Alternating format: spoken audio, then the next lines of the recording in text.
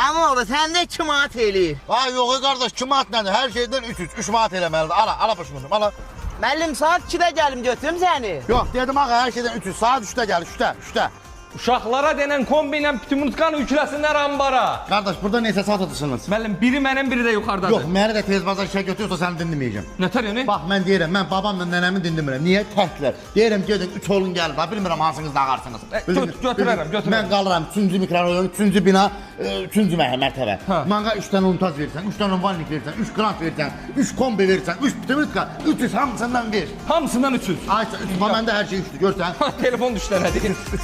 Sağ ol. Sən də 3 dəfə denən, 3 dəfə. Gəl görüm, müəllim.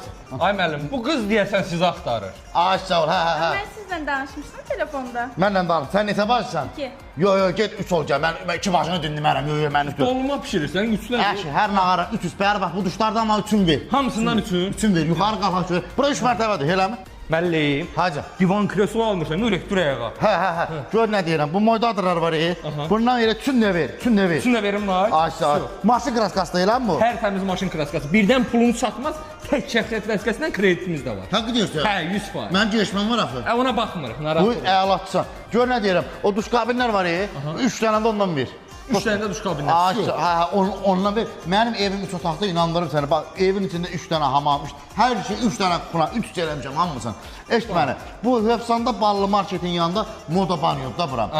Bunun başqa yerdə filialı var. Bir dənə də basmoydadır. Başqa yerdə yoxdur. Yox, hələ üçüncünü açmam. Təcili hardasa üçüncünü açın.